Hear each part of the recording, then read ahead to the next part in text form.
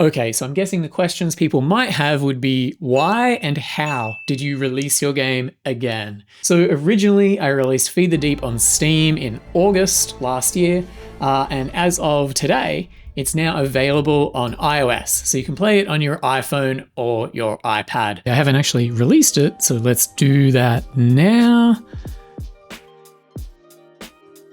That wasn't that exciting. So first up for the why. Why would I do this? Obviously my background is in mobile games. I made mobile games for many, many years.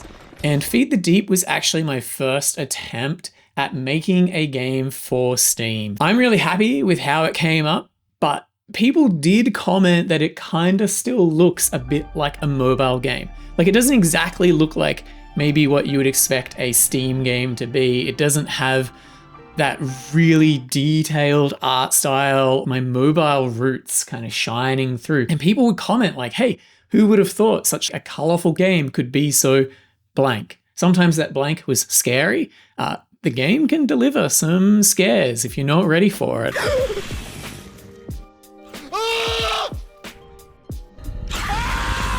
What the fuck? Oh, fuck! Good God Almighty! Yeah, I'm glad we're not being attacked. And that kind of got in my head, like, maybe it could do okay on mobile. Maybe it's kind of hard. It's sort of living between two worlds, right? Like it's maybe slightly too casual for the core Steam audience, but then maybe it's too hardcore for the mobile audience. But I don't know.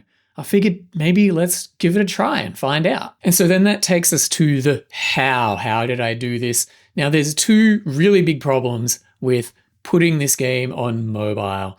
The first, frankly, smaller of the problems is the input. So it's not like the game has like a million controls and a million buttons or anything, but there's a decent amount of interactions and a lot of it is driven through the mouse, especially like hovering over things, which isn't really something you could do on a touch screen. I also really didn't want to do 20 on-screen buttons or anything like that. I always think that looks really ugly.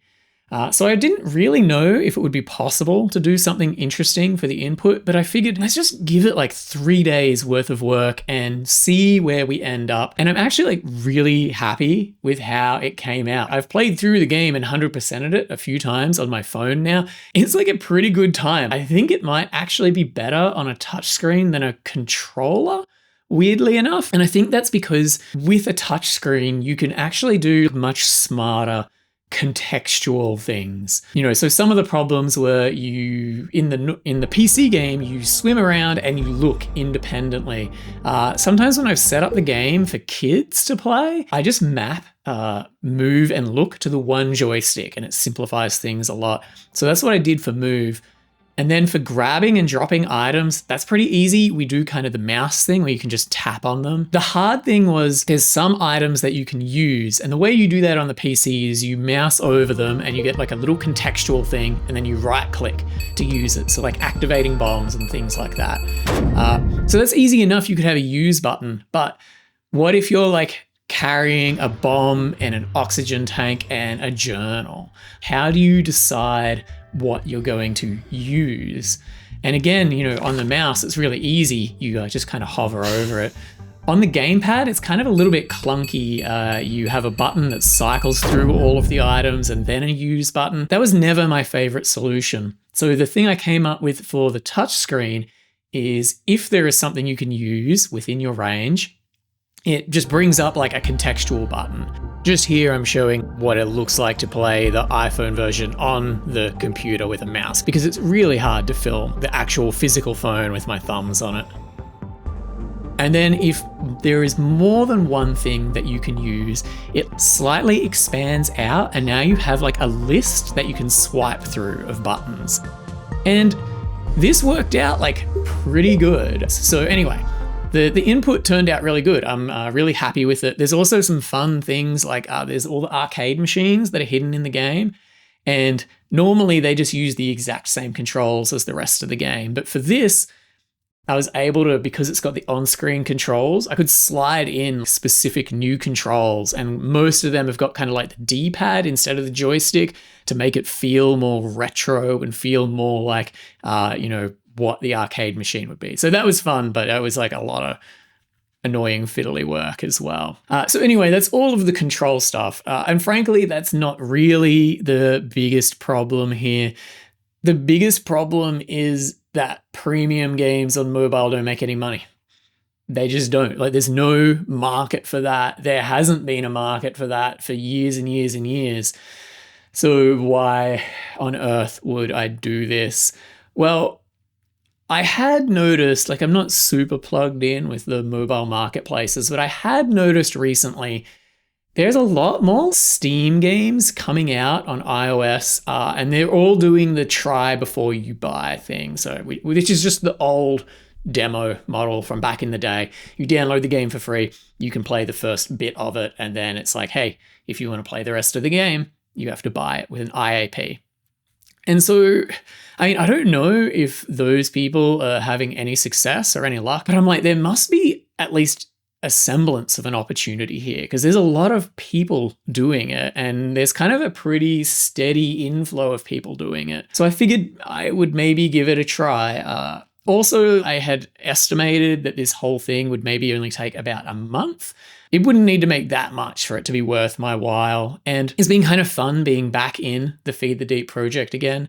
There was a long time where I couldn't look at it anymore after the PC release. Like, that was the most... I was so stressed and so burnt out, and I just couldn't look at the code anymore. But it was kind of fun to be back in it for a bit. The problem is it's taken me more than 4 weeks. Surprise! It's been more like 7 or 8 weeks, I guess. So maybe the math won't make sense. The game did get a bunch of featuring. I put it up for pre-order, and Apple featured it, which has been cool. It was even in the WWDC keynote for like half a second in the bottom corner.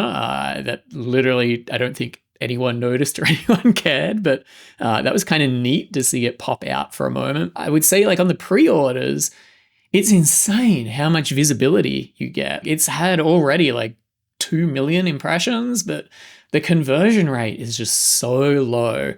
And so it's had almost 6,000 pre-orders now after 2 weeks of being able to be pre-ordered. But that's only for pre-ordering the demo. So that's not like 6,000 people have pre-ordered to buy the game. That's just 6,000 people have pre-ordered to get the demo. And then I have no idea what to expect in terms of how many of those people might upsell into the game. I mean, there's no way it's going to be more than like 5%, right? Like, I would expect it's somewhere between 1% and 5% would be my expectation. But I don't know. Either way, what I am going to do is I'm going to post how well the game does on iOS, because it's people hold their numbers very close to their chest. Hopefully, something I can do is, whether it does well or not, is tell people, hey, this either is a really good idea or maybe it's a really bad idea for my kind of game. So yeah, I think that that's all going to be pretty interesting. So definitely subscribe, blah, blah, blah, blah. You won't want to miss that when it comes out. I should do like maybe the end of the year, I'll do a recap video and I'll do how much money the Steam game made, how much money the iOS port made by comparison, how much money the channel has made, and like all of the maths of this business. The Steam game, it had an epic week one, like a huge week one, way beyond what I expected. It sold like 17,000 copies in week one, and I was like, holy dooly, this is absolutely ripping it up. But unfortunately, the tail hasn't been what I would have hoped. It's still selling, and then maybe I need to start doing deeper discounts on the sales, because so far I priced it pretty low, so I've been a little bit hesitant to like go too crazy with deep discounts right out of the gate. But probably on the year anniversary, I'll start doing some deeper discounts on that. You might also be wondering why I only did iOS and not Android as well. I mean, frankly, I don't have an Android to do testing on. And even if I did, I can only do one at a time. If there's one thing I've learned being a solo indie developer, it's like, multitasking is your enemy. It's so easy to get absolutely overwhelmed. That's kind of why I end up doing like either big periods of development work where I don't post many videos, and then I kind of post a couple of videos pretty quickly. So it's so hard to do too many things at once. And I just don't think I would do a good job trying to do both platforms at once. Hopefully the iOS port makes like enough money and like, you know, again, it wouldn't have to be that much that it makes sense for me to do Android. Definitely check it out if you've got an iDevice. You know, you can play the first level for free. So if you've never played it before, it's a great way to check out the game. If you like it, you should buy it and give me money. I would be very appreciative. Something else I'll mention as I wrap this video up is I'm going to be at Open Source again this year. So Open Source is like a science fair and it's insane. Like it's a full-on celebration of makers and creators. There's all kinds of wild stuff that people bring and set up.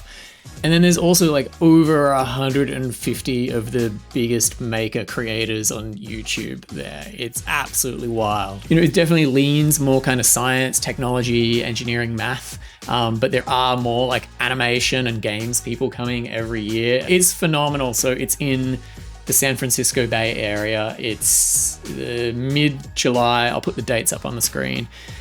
If that's something that interests you, you should come along, come say hi. Basically. Anyway, I guess that's everything. Thanks for watching and talk to you again soon.